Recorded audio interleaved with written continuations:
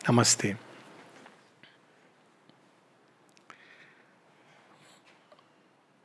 आज का दिवस श्री अरविंद श्री माँ की दिव्य लीला में एक बहुत महत्वपूर्ण दिवस है। एक तो आज के दिन ही श्री अरविंद ने उत्तरपाड़ा भाषण दिया था। वो उत्तरपाड़ा भाषण एक भाषण नहीं है, हालांकि हम इसको भाषण के नाम से जानते हैं। वो एक दिव्य प्रकटन है, दिव्य मुख से दिव्य प्रकटन।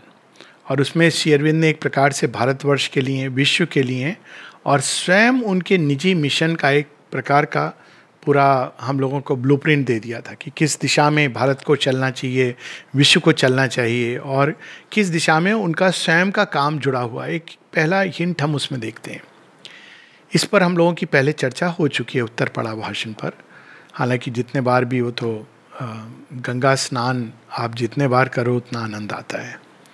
लेकिन इस दिन एक और सिग्निफिकेंट इवेंट है और वह है जो आश्रम में सर्विस ट्री, जिसके नाम से जो जाना जाता है, कॉपर पॉट का जो प्लांट है, ट्री है, उस जिसमें बड़े सुंदर सुंदर वो येलो कलर के फ्लावर्स लटकते रहते हैं और पूरे समाधि को उसने एक कैनोपी के रूप में लिया हुआ है। उसका भी आज जन्मतिथि है। जन्मतिथि मतलब जिस दिन उसको आरोपित किया गया था। आई थिंक 1930 की बात है, तो 70, 80, 90 ऐसे कुछ, we can confirm the exact year, पर रफली अराउंड दैट।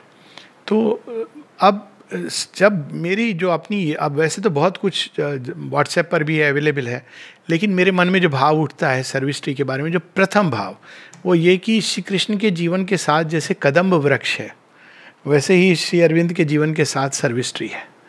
कदम वृक्ष की जब श्री कृष्ण की एक इमेज है जिसमें श्री कृष्ण बांसुरी बजा रहे हैं और अनेकों अनेकों गोपिकाएं उनकी ओर दौड़े चले आ रहे हैं, सब कुछ छोड़ के, सब कुछ उन्हें देने के लिए, अर्पण करने के लिए।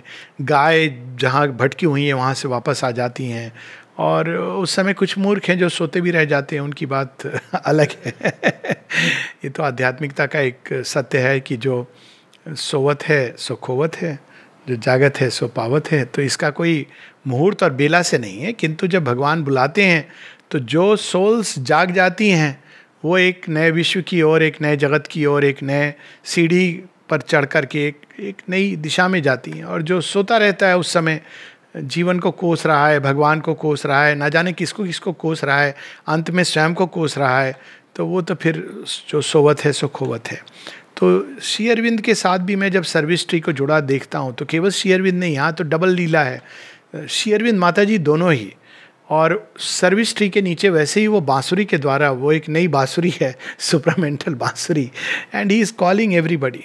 और अब जो मुख्य स्थान है श्री अरविंद माता जी का वो सर्विस ट्री ही है। बहुत पहले की एक श्री अरविंद के महाप्रयाण के पहले, 5 दिसंबर के पहले की बात है, 12 दिन पहले करीब किसी एक साधक ने एक विजन देखा था जिसमें उसने देखा कि वो सर्विस ट्री के साइड में श्री अरविंद तने को टेक लगा करके बैठे हुए हैं और अपने पाँव उन्होंने पसारे हुए हैं। तो उसको अजीब लगा और उन्होंने वो श्री अरविंद के पास गया और प्रणाम किया और श्री अरविंद ने मुस्कुरा के ये कहा कि आज से मैं यहीं पर रहूँगा। तो वो उसको समझ नहीं आया कि क्या उसने देख लिया। मुझे स्मरण नहीं माता जी को बताया या नहीं बताया, लेकिन जो भी हो, जब ये बात हुई, नहीं उसने नहीं बताया। जब ये घटना हो जाती है 5 दिसंबर की, फिर 9 दिसंबर को जब माता जी वहीं पर श्री अरविंद की देह को स्थापित करती हैं, तब उसको ये सारी चीज़ स्मरण आती है। तो मार्क द वर्ड्स, आज से मैं यहीं रहूँगा।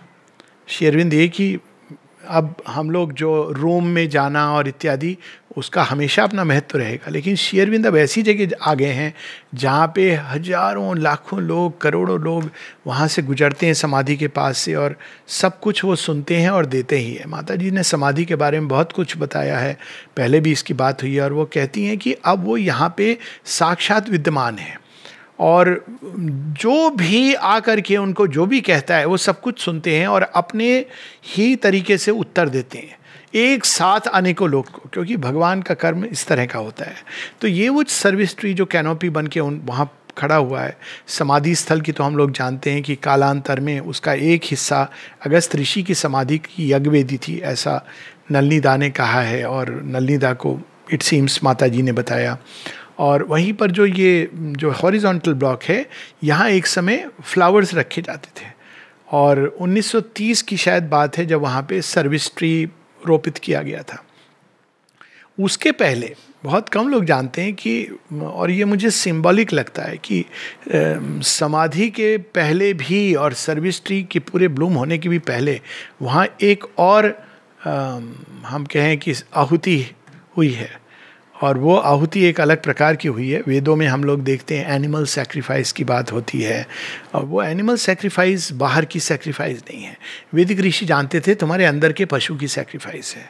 और हम ये जानते हैं कि माता जी ने कैसे पशुओं के साथ, बिल्ली, कुत्ते, सभी पशुओं के साथ उन्होंने कैसे संबंध जोड़ा है। तो एक पूरी फैमिली थी डॉग्स की, स्वान की, बिग बॉय के नाम से, और बहुत सारे बच्चे थे बिग बॉय, और उनकी जो धर्मपत्नी थी या सुंदर संबंध, उनके जो बच्चे थे, तो वो सारे जब गेस्ट हाउस से, जब अब जो आश्रम है उसमें 4 बिल्डिंगें अलग अलग ढंग से, वो अपने आप में एक अलग कहानी है कभी और। तो जब वो यहाँ पे शिफ्ट होने लगे तो माता जी ने कहा कि मैं इनको क्या करूँ, क्योंकि वहाँ तो नहीं ले जा सकते हैं। अब वो जो एक प्रकार की तपस्या में लीन होने वाले थे, तो उनको ये पता था कि और इनको अगर हम ले आएंगे और पूरी तरह उनकी देखभाल, केयर, तो उन्होंने उनका अपना इंतज़ाम किया। अलग अलग साधक भी थे और लोग थे जिनके साथ बाकी सारे गए, लेकिन एक जो उनकी जो अल्टीमेट पेट्रियार्क था, I think it was it big boy और Brownie, one of the dogs, तो वो नाम बाद में हम लोग देख सकते हैं। लेकिन मुख्य चीज़ ये है कि उसको माता जी आश्रम में ले आई थी, और यहाँ पर वो रहा। वो चल नहीं पाता था, बहुत वृद्ध हो गया था, और धीरे धीरे फिर एक दिन जहाँ सर्विस ट्री है अभी, जहाँ समाधि स्थल है, वहीं पर बैठकर उसने माँ की ओर देखते देखते प्राण त्यागे थे। माँ उसको देखती रही थी, वो माँ को देखता रहा था, और उसने प्राण त्यागे थे। ऐसा ही बिल्ली के साथ भी हुआ था, जब श्री अरविंद माता जी दोनों आते हैं और किकी जब प्राण त्यागती हैं। और फिर अब सर्विस ट्री जैसे जैसे बड़ा हुआ, तो उसकी जो बोरियल है या उसका वो जो जहाँ पर था, तो वो सारा एरिया कवर हो गया है। लेकिन उस एरिया में सबसे पहले उस स्वान ने अपना शरीर त्यागा था।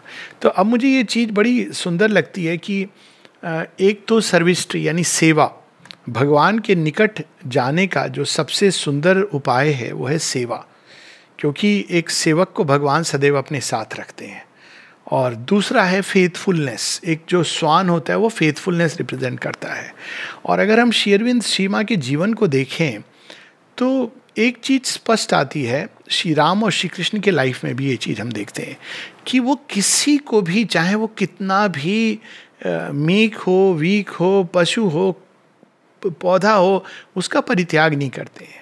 तो कुछ लोग जो ये इस भाव में चले जाते हैं, अरे मैं तो पापी हूँ, मैं दुराचारी हूँ, ये सारे भाव मनुष्य के अंदर ही आते हैं और शायद उसके लिए एक लेवल पर ज़रूरी है, लेकिन जब वो उसी में जीने लगता है तो वो एक अंधकूप तमस में चला जाता है। तो वे माँ श्री अरविंद, इतनी उनकी करुणा और अनुकंपा कि वो एक वृक्ष का भी एक टहनी अगर कुछ टूट जाती थी, सर्विस ट्री की भी जब 5 दिसंबर 1972 को साइक्लोन आता है, तो माता जी मेंशन करती हैं, एक तो ट्रांसफॉर्मेशन का पेड़ टूट जाता है नंदनम में, और माता जी कहती हैं कि वो वृक्ष जो मुझे फूल देता था वह टूट गया, इसका उनको दुख होता है और एक अलग प्रकार की संवेदना होती है। दुख is not the right word. और फिर वो कहती हैं सर्विस ट्री की भी कुछ ब्रांचेस टूट गई हैं, और वो बताती हैं कि ये वृक्ष किस तरह से जो ये सचेत होते हैं। ये सर्विस ट्री की हम कहानी देखें माता जी के सभी वृक्षों के साथ, ऑरोविल का जो बरगद का पेड़ है, तो हम एक चीज़ जानते हैं कि भगवान हमें ये सिखाते हैं, जो बाहरी कहानी, ये बहुत सारी कहानियाँ सर्विस ट्री से जुड़ी हैं, लेकिन जो मुख्य चीज़ जो हमें लेकर के चलना, अब हम इन कहानियों को केवल एक कहानी के रूप में, सत्य कहानियाँ ये, लेकिन केवल एक कहानी के रूप में सुनकर आनंदित हो सकते हैं, लेकिन हम इससे एक सार जीवन का अपने लिए ले सकते हैं। और वो सार जीवन का ये है कि माता जी और श्री अरविंद जीवन में पशु, पक्षी, वृक्ष, छोटे से छोटे जो श्री अरविंद दिखाना है, इवन वर्म, मैं आपको एक कीड़े की भी कहानी सुनाऊंगा तो उन्होंने उन सब को एक कॉन्शियस संबंध जोड़ा है। कीड़े की कहानी इस प्रकार से है, बाहर से आपको नहीं, ये कहानी माता जी के उसमें विषय में नहीं आएगी, लेकिन जॉर्ज वैन ब्रेखेम एक समय लिखते हैं अपने जीवन का उनके जीवन का एक पृष्ठ है जिसमें वो कहते हैं कि मैं बहुत किसी बात से परेशानी में था, और जैसे भाव आते हैं परेशानी के समय कि अरे मेरा जीवन व्यर्थ है और मेरा तो कुछ नहीं हो सकता, ये सब लोगों के दिमाग में आते हैं, ये एडवर्स फोर्सेस, अनफिट हो तुम। तो वो जाकर के बैठे हुए हैं आश्रम में और वो अचानक देखते हैं कि एक कीड़ा पास से गुजर रहा है, तो उनके मन में एक भाव आता है। अब देखिए, वो एक पत्ता उठाते हैं, कीड़े को लेते हैं और कीड़े को लेकर के वो समाधि के ऊपर, इस भाव से कि मैंने ऑफर कर दिया। अब उन्होंने जो कृत्य किया तो उनके मन में एक दूसरा भाव जागृत आता है, अरे जब एक कीड़ा भी वहां तक पहुंच सकता है तो मैं क्यों नहीं। अब ये देखिए, दोनों प्रेरणा देने वाले भी और भाव जगाने वाले भी भगवान हैं। तो इस प्रकार से छोटी से छोटी चीज उसके साथ उन्होंने जो संबंध जोड़ा है, और शायद एक चीज जो ये सारी घटनाक्रम हो रहा है आज के समय में, लोग कहते हैं और कई लोग इसके प्रति जागरूक भी हो रहे हैं कि हमें पृथ्वी के साथ और प्रकृति के साथ हमने अपना जो एक कॉन्शियस संबंध था वो तोड़ लिया। तो इसको हम कैसे रीएस्टैब्लिश करें। अब हम इस मूल बात पर चले आए। सर्वसृष्टि की कहानियाँ बहुत मिल जाएंगी जगह जगह। तो कई लोग ये कहते हैं कि हमें दूसरों का भी ध्यान रखना चाहिए, ये भी ध्यान रखना चाहिए कि प्रकृति के साथ हमें एक अच्छा रिलेशन, एक बैलेंस मेंटेन करना है। लेकिन ये इस चीज़ के मूल में हम कौन सी मूल सत्य को पकड़ें ताकि हम इस चीज़ को कर सकें। क्योंकि अगर हम मूल सत्य को नहीं पकड़ेंगे तो एक मेंटल आइडिया के रूप में चलेगा, तो ये नहीं चलेगा ज़्यादा दिन। तो मूल सत्य क्या है? मूल सत्य यह है कि दो विचारधाराएं प्रकृति के संबंध में, और दोनों को श्री अरविंद बड़े सुंदर ढंग से सावित्री में ट्रिपल फोर्सेस में, सोल फोर्सेस में बताते हैं। एक विचारधारा आसुरिक है, और आसुरिक विचारधारा क्या है कि जो कुछ संसार में है वो मनुष्य के उपभोग के लिए है। उपभोक्तावाद का प्रारंभ वहाँ से होता है। वो एक प्रकार का रिलीजन भी है। अब रिलीजन नहीं है, पॉलिटिकल आइडियोलॉजी है। मैं इसके बारे में बताऊंगा नहीं, नाम नहीं लूँगा। जिनको पता है कि वो ये कहते हैं कि भगवान ने जो सारे ये पशु पक्षी बनाए हमारे भक्षण के लिए बनाए। यानी भगवान बेचारे को और कोई काम नहीं था। बेचारा इसलिए क्योंकि वो मनुष्य को देख के ही सोचता होगा कि मैंने बाकी सब बनाई, इस मनुष्य को क्यों बना दिया। पैसेज है ये हालांकि, लेकिन वो ये विचारधारा है कि जो पेड़ पौधे पशु पक्षी सब मनुष्य के जॉय के लिए बनाए, प्लेजर के लिए बनाए, भक्षण के लिए बनाए। तो इस प्रकार से वो जस्टिफाई करते हैं कि मैन पीक पर है। अब इसके लिए आपको एक रिलीजियस किताब नहीं पढ़नी है। ये तो वैसे ही मनुष्य अपने एरोगेंस में समझता है। वो समझता है कि मैं टॉप पर हूँ, पीक पर हूँ और मुझे अधिकार है। तो वो एरोगेंटली, अहंकार से जब हम जुड़ते हैं तो अब वो हम हर चीज़ के साथ एक उपभोक्तावाद से जुड़ते हैं। तो अगर हम पेड़ पौधे के साथ, तो हम ये देखते हैं कि इस पौधे से मुझे क्या लाभ होगा, इस पेड़ से मुझे क्या लाभ होगा, लकड़ी से मुझे क्या लाभ होगा, फिर इसके फल फूल, इससे मुझे क्या लाभ होगा, है ना। ये इस भाव से हम जुड़ते हैं। मेरा क्या फ़ायदा है इसमें। जब तक वो फ़ायदा है तब तक हम लेंगे, जब वो बूढ़ा हो गया तो इसको काट करके फेंक देंगे। पशु पक्षी से भी हम इस भाव से जुड़ते हैं कि इससे मेरा क्या फ़ायदा है।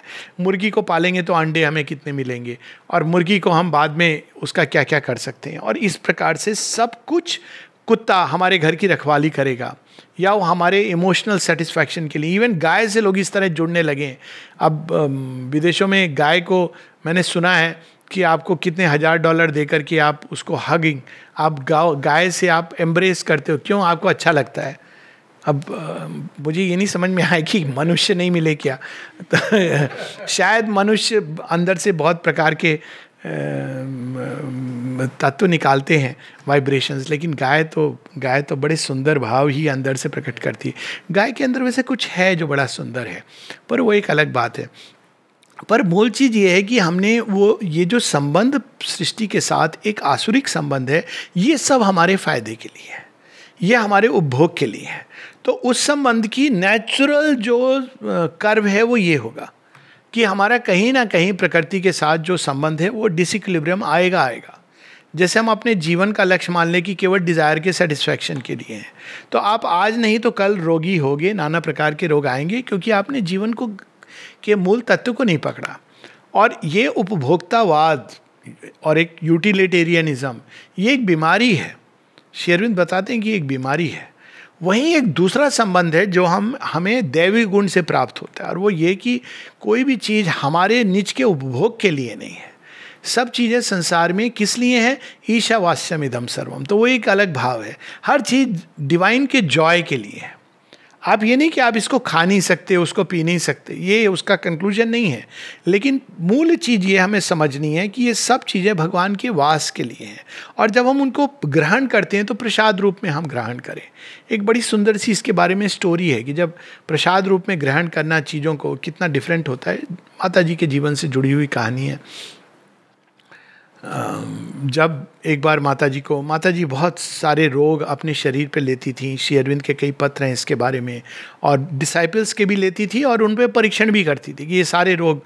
एक बार उन्होंने प्रार्थना भी की थी कि मेरे अंदर संसार के सभी डिज़ायर्स और सारे रोग, सारी समस्याएं आ जाएं। और श्री अरविंद कहते हैं कि उन्होंने ये प्रार्थना की थी, and up till now as a result of her prayers it has been granted to हर।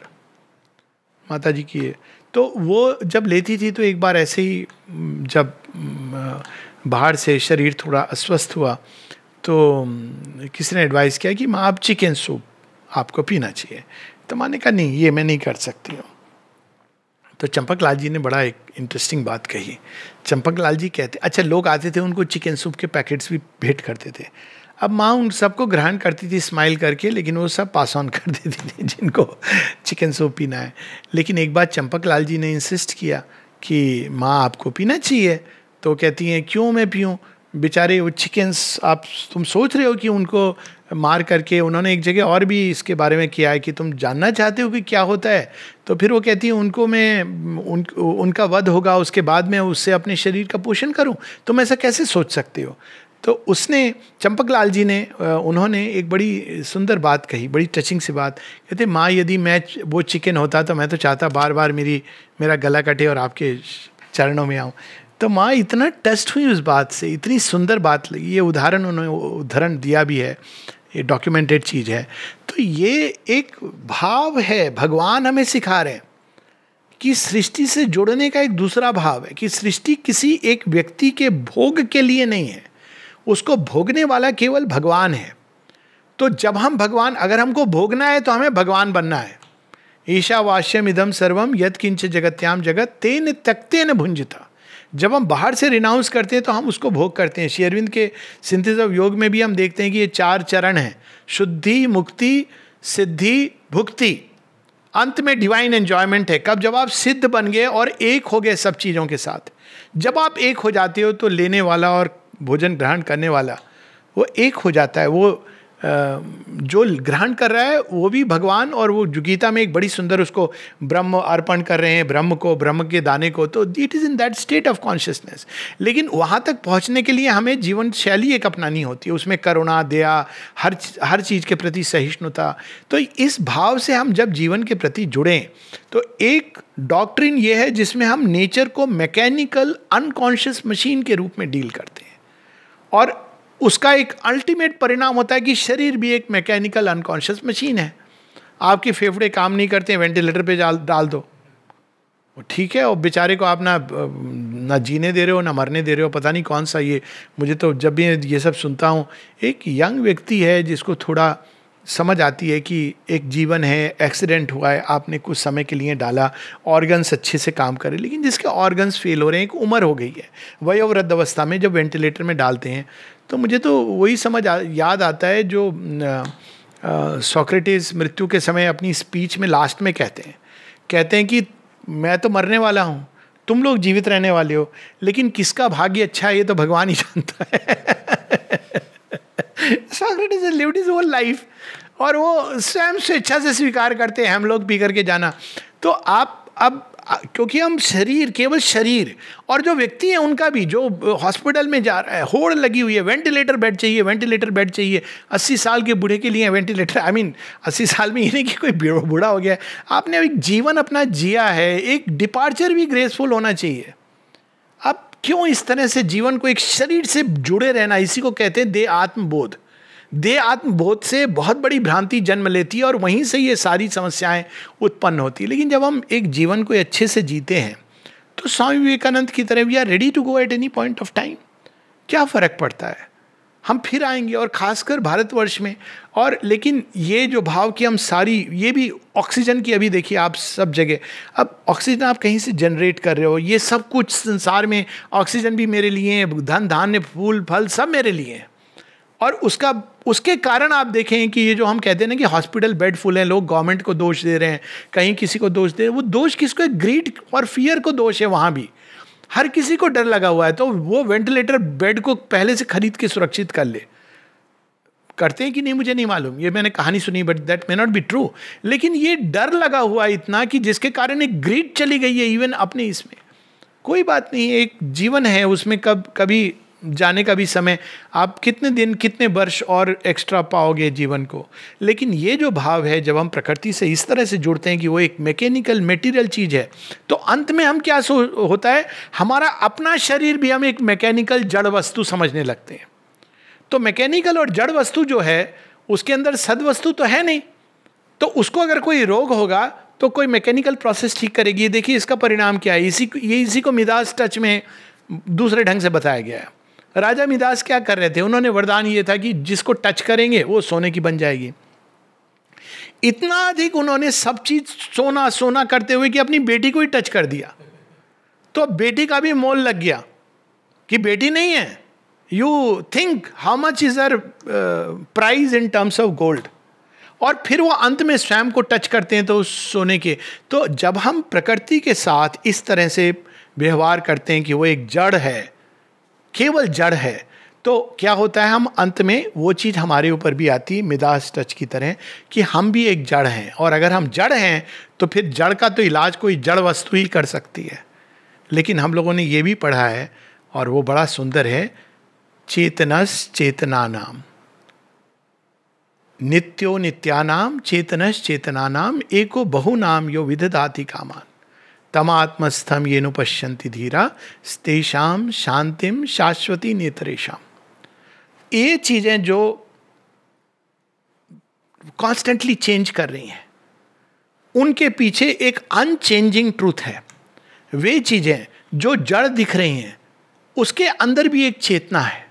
उसको जब हम पकड़ के जीवन के साथ संबंध जोड़ते हैं, तो फिर वृक्ष भी सचेतन है, पशु पक्षी भी सचेतन है।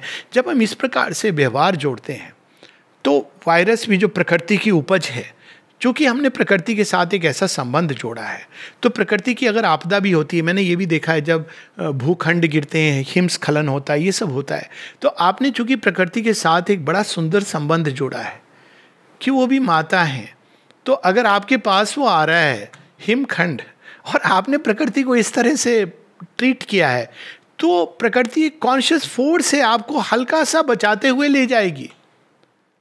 वो वायरस सारे दुनिया में उत्पात मचा रहा है, उसके पीछे जो भी शक्तियां तांडव कर रही हैं, लेकिन आपने एक संबंध अलग जोड़ा है, तो पहले तो वो आपके निकट नहीं आएगा, और दूसरा अगर आएगा भी तो चूंकि आपने अपने शरीर को भी, आपने सारी सृष्टि के साथ एक की इस जड़ के अंदर एक सद्वस्तु है, तो हमारे देह के अंदर भी सद्वस्तु है, वह सद्वस्तु प्रकट होकर हमारा संरक्षण करेगी। तो ये एक जो माता जी जीवन के बहुत सारी चीज़ें सीखने को मिलती हैं सर्विस ट्री में भी, और अनेकों उनके दृष्टांत हैं, उदाहरण हैं जीवन में। वृक्षों के साथ जब साइक्लोन स्ट्रक होता है तो वो कहती हैं कि कई बार ये वृक्ष ले लेते हैं हमारी समस्याएं। एक बार मैंने एक बड़ा सुंदर एक वो भी पढ़ा था, और ये सच है, आप साइकोलॉजिकल वे है कि अगर आपके पास कोई वृक्ष है, आप घर के अंदर जा रहे हो, बहुत सारी समस्याएं, वृक्ष को कह दो तो वो ले लेता है अपने अंदर, उसके अंदर ये क्षमता होती है, वाइब्रेशंस को एब्जॉर्व कर लेता है। तो ये एक कॉन्शियस रिलेशन हमें संसार के साथ जोड़ना है। यही तो सर्विस ट्री से हम सीखते हैं। सर्विस ट्री को हम नमन करते हैं, लेकिन क्यों ना हम हर वृक्ष को नमन करें, वो भी तो एक जीवित, हम पृथ्वी को माता समझ करके संबंध जोड़ें। और केवल माता नहीं कि भाई माता है तो अब वो हमारे लिए दे रही माता को भी हमें कुछ देना है, लेकिन पृथ्वी के अंदर भगवान का वास है। पुराणों में जब हम देखते हैं कि पृथ्वी माता जब बोझ बढ़ जाता है असुरों का, तो वो जाती है भगवान विष्णु के पास, वो आते हैं, असुरों का नाश करते हैं। तो बोझ कैसे बढ़ता है? जब ऐसे ही बढ़ता है। असुर भाव क्या होता है? लूट खसोट, नोचना, छीनना, झपटना, यही तो असुर है। अब हम इसको पिक्चरों में देखते हैं, जी टीवी पर और अन्य टीवी पर, तो वो दिखाएंगे कि असुर एक वो फरसा दे के बड़े बड़े सींग लेके काट रहे हैं, लेकिन इट डजंट मीन दैट। आपका मन किया तो आपने ज़रूरत से ज़्यादा अपने लिए चीज़ें ले आए, वो साधन कहाँ से आ रहे हैं? कागज है, जैसे भी आप यूज कर रहे हैं, तो ये साधन कहाँ से आ रहे हैं? प्रकृति से आ रहे हैं। और जब हम इस प्रकार से मिसयूज करते हैं चीजों को, तो वास्तव में प्रकृति कहीं ना कहीं रीसेट करती है बैलेंस। क्यों रीसेट करती है? माँ प्रकृति गई होंगी, हे भगवान कुछ करिए, कहते हैं आ रहा हूं मैं, असुरों का विनाश करूंगा। तो प्रकृति के अंदर से एक कृत्या उपजती है और वो जा करके सारे संसार में उत्पात मचाती है। कहने का अर्थ ये नहीं कि जिनकी मृत्यु हो रही है, बीमार हो रहे हैं, वो असुर है। लेकिन क्या होता है, एक बड़ी अनफॉर्चुनेट एक चीज है संसार में, हमें स्मरण रखनी चाहिए, गेहूं के साथ घुन पिस जाता है। अगर आपने ऐसे लोगों की संगति की हुई है जिनके अंदर भय भरा है, तो आप अच्छे व्यक्ति होंगे, परंतु भय के संक्रमण से आप बीमार हो जाएंगे। अगर आपके चारों तरफ ऐसे लोग हैं जो आपको हर समय मृत्यु का मुख दिखा रहे हैं, अरे आपको कोरोना हो गया, ऑक्सीजन लेवल जरा बताइए, तो अब ऐसे लोग होंगे तो आप समय के पहले प्रस्थान करने का, ऐसे लोग होंगे जो आपको व्हाट्सएप ज्ञान दे रहे हैं, आपने स्टीरॉइड लिया कि नहीं लिया, डी डाइमर टेस्ट कराया कि नहीं कराया, ये ले लीजिए नहीं तो क्लॉटिंग हो जाएगी। इन लोगों से बच के रहिए और ऐसे लोग अपने पास रखिए जो हमारे भारतवर्ष में हमेशा कहा गया, काम क्रोध संगति दुर्जन की, तासे निस दिन भागो। सत्संग, साधु संग, ये हमारे उन लोगों का संग जो संसार में सद्वस्तु को प्राप्त करने की चेष्टा में है। बहुत कम है ऐसे लोग, एक भी मिल जाए तो उसको पकड़ लो, छोड़ो मत। और सबसे बड़ा हम लोग के लिए तो कितना अद्भुत है कि माँ श्री अरविंद स्वयं हर चीज को जिसको उन्होंने स्पर्श किया। माता जी जब मेटीरियल ऑब्जेक्ट जब आती हैं पेरिस से, देखिए हमारे अंदर कैसी वो मायावाद के कारण ये सब हुआ। एक और हम कहते हैं क्या ये तो मेटीरियल ऑब्जेक्ट है, उठाओ फेंक दो, यही हमारा एटीट्यूड होता है ना, क्या फर्क पड़ता है। इवन माता जी की छुई हुई चीज़ों के साथ हम ऐसा करते हैं। माता जी जब पेरिस से आती हैं, आपको आश्चर्य होगा, एक जगह मैंने एक बार एक ढेर में किसी के घर के अंदर एक ढेर बड़ा पड़ा हुआ था अचानक डिस्कार्डेड आइटम्स का, और मैं वहाँ से निकल रहा था, वो घर के अंदर एक पैसेज था, पता नहीं क्यों मैं ढेर की तरफ आकर्षित हुआ। बाहर से कुछ दिख नहीं रहा था, पर मेरा एक मन किया, कोई प्रेरणा आई, खोला तो उसमें माता जी के पीस साइंड किए हुए रखे हुए थे certificates. Can you imagine? Devotee के घर की बात कर रहा हूँ, ढेर में पड़ा हुआ है। तो आप ये सोचिए कि ये एक प्रकार, लेकिन वो कितने कॉन्शियस है कि वो आपका ध्यान आकर्षित कर रहे हैं। बैंगलोर में स्कूटर चलाता जा रहा हूँ, अचानक रास्ते में एक पेपर जैसा कुछ दिखता है, अचानक मैं रुक जाता हूँ, बिजी स्ट्रीट, बिजी रोड है और पेपर पड़ा होता है, आदमी उस पर चला जाता है। I stop and pick it up, वो any car could have hit me but something drew me, और उसके अंदर एक कार्ड है, मैसेज कार्ड है, जिसमें श्री अरविंद का चित्र है एक तरफ और दूसरी ओर ये मंत्र है, ओम तत्सत ज्योतिरारविंदा है। तो ये देखिए वो कागज आकर्षित कर रहा है। माता जी एक जगह जब पेरिस से आती हैं, कहती हैं, घर छोड़ती हैं, कहती हैं वे सारे ऑब्जेक्ट्स जिन्होंने मेरी सेवा की है, हे प्रभु मैं आपको अर्पित करती हूँ, वो जिनके हाथों में जाए वो उनको बड़े कोमल ढंग से टेंडरली उनके साथ व्यवहार करें।